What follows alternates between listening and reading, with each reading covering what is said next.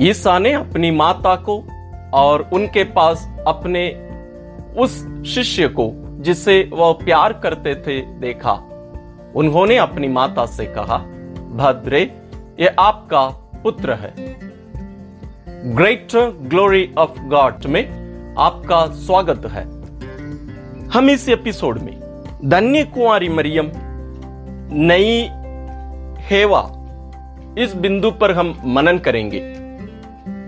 नए विधान और पुराने विधान दोनों एक दूसरे से जुड़े हुए हैं। नए विधान के व्यक्तियों को हम पुराने विधान में देख सकते हैं।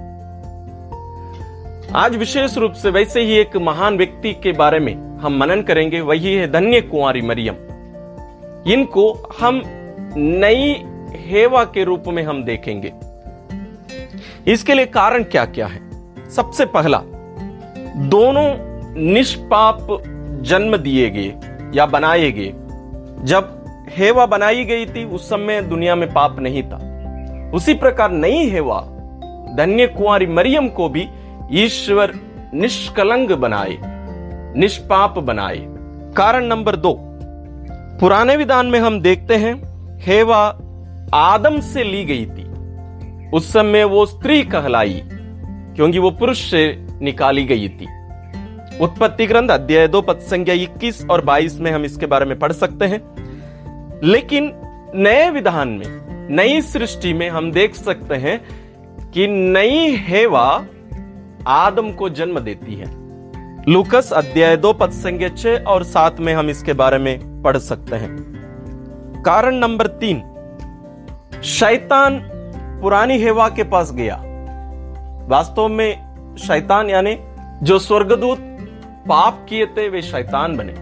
लेकिन नए विधान में हम देखते हैं ईश्वर का दूत गैब्रियल मरियम के पास जाते हैं, दोनों शुरुआत में ही। कारण नंबर 4, पुरानी हेवा ईश्वर के विरुद्ध चली, शैतान की बात सुनी, लेकिन नई हेवा मरियम ईश्वर को हां कही, जिसके बारे में हम उत्पत्ति ग्रंथ अध्याय 3 और यहां हम लूकस अध्याय 1 में हम इसके बारे में देख सकते हैं। पुराने विधान में हम देखते हैं हेवा अपने पति आदम के साथ मिलकर मनुष्य के पतन का कारण बने। लेकिन हम देखते हैं नई सृष्टि में हेवा अपना पुत्र यीशु के साथ, नए आदम के साथ मिलकर मुक्ति का कारण बनती है। कारण नंबर 6, उत्पत्ति ग्रंथ अध्याय 3 पद संख्या 20 में हम देखते हैं मानव के पतन के बाद ईश्वर आदम और हेवा को आदन वाटिका से निकाल दिए थे। और वहां हम देखते हैं आदम अपनी पत्नी को हेवा नाम देता है क्योंकि वह मानव जाति की मां है।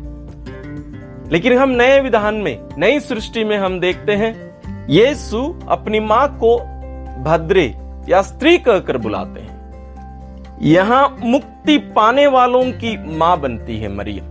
क्रूस पर मरते समय भी और काना के विवाह में भी, यानी प्रभु यीशु अपने मिशन कार्य का प्रारंभ करते समय भी मरियम को भद्रे यानी स्त्री कहकर बुलाते हैं। यह स्त्री सभी मुक्ति पाने वालों की मां है।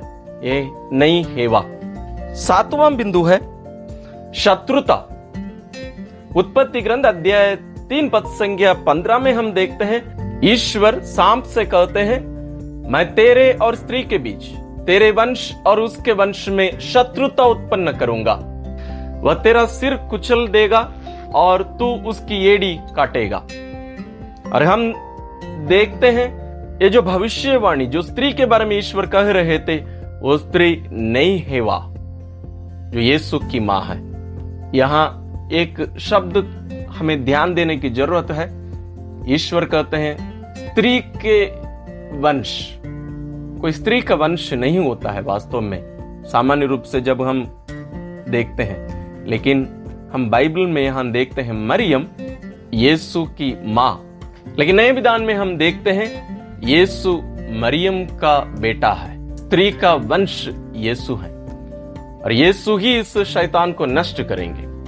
और ये इस भविष्यवाणी हम नए विधान में पूरा होते हुए देखते हैं प्रकाशना ग्रंथ अध्याय 12 में। उसको आप पढ़ लीजिए। इसके समापन में जब हम दोनों स्त्रियों को, दोनों हेवा को हम हमारे सामने रखकर देख रहे हैं, आज हमें ये कोशिश करने की जरूरत है पुरानी हेवा के समान नहीं, बल्कि नई हेवा के समान ईश्वर के अधीन में रहकर ईश्वर की इच्छा पूरी करने वाली संतान बनने के लिए हमारी मां नई हेवा हमें प्रेरित करती है। हम ईश्वर से कृपा मांगे कि हम भी मरियम के समान, इस नई हेवा के समान ईश्वर की आवाज सुनकर हां कहकर उनकी इच्छा पूरी करने वाले बन सकें।